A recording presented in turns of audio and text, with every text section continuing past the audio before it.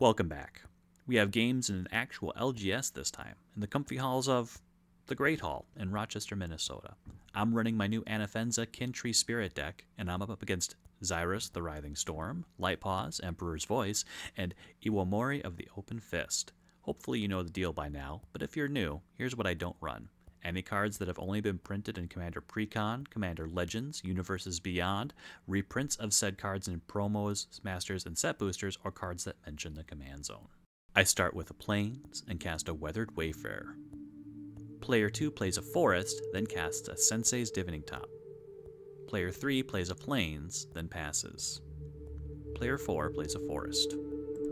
During my upkeep, player 3 casts a Silence. I play a Plains and move to combat, but player 2 activates his top to draw a card and places top on top.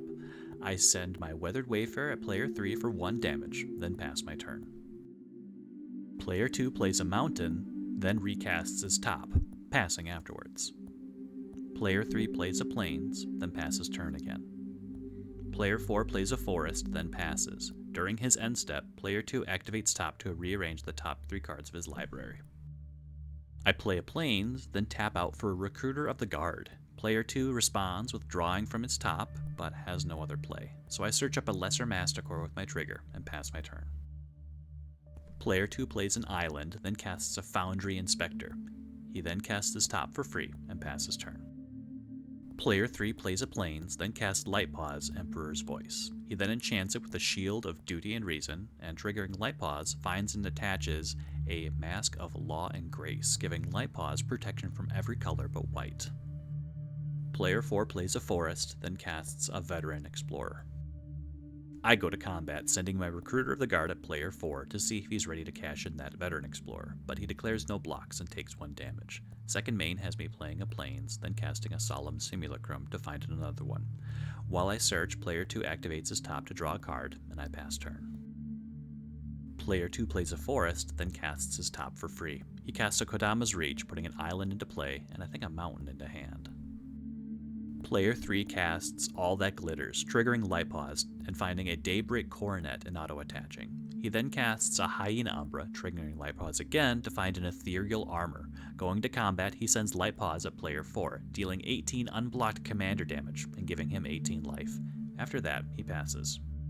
Player 4 is finally ready to make a deal, sending his Veteran Explorer at me to get some lands. I block with my Solemn, and everyone gets 2 basics untapped. He plays a Gemstone Caverns, then casts a Monvoli Acid Moss to destroy player 3's untapped Plains.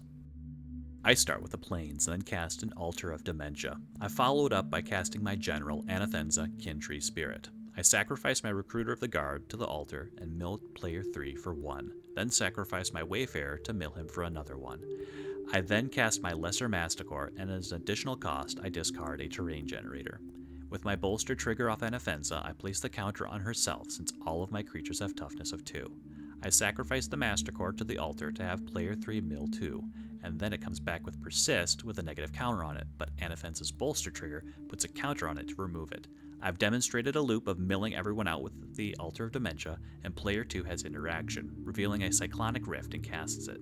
As soon as he reveals it though, he can't figure out what to do with it to disrupt the combo, since I have 2 mana open and all my pieces cost 2. The target should be Anafenza with the Persist trigger on the stack, but I don't volunteer that information, and they don't see the line, so they pack it in and I secure the win, as well as the prize pack in the middle.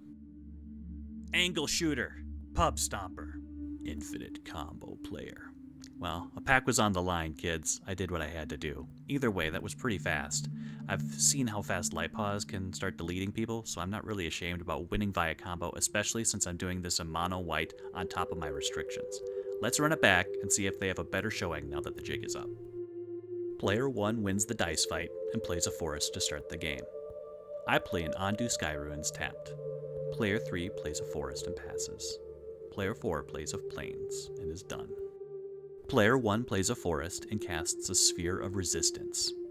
I play a Plains and pass my turn. Player 3 plays a Mountain, then passes. Player 4 plays a Plains. Player 1 plays a Throne of the High City, then passes.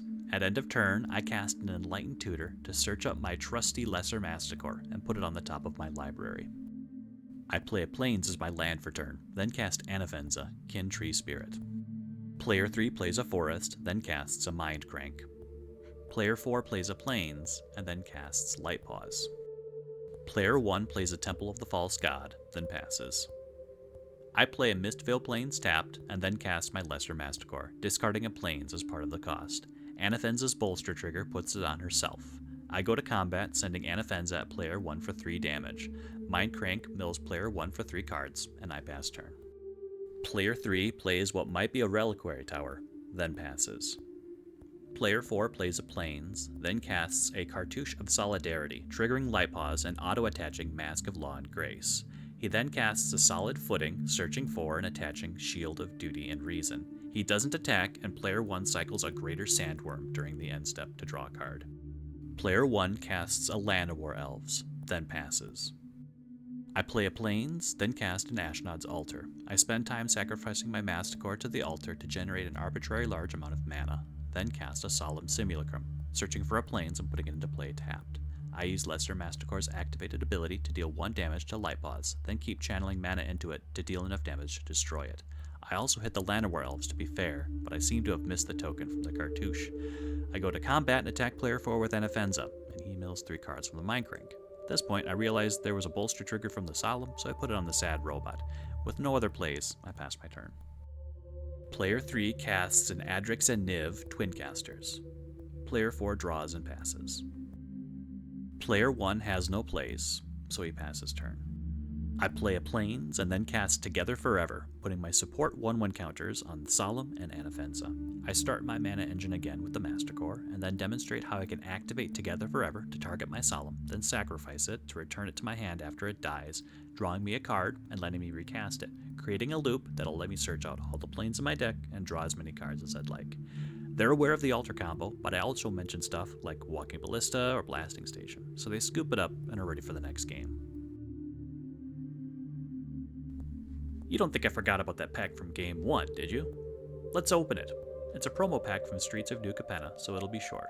The first rare was Ginny Fey, Jetmir's second. The second is a Darkened Incriminate. The final card was Elspeth, Sun's Nemesis. I didn't have a use for any of those cards, but player 2 sounded like he wanted them, so I just gave them to him.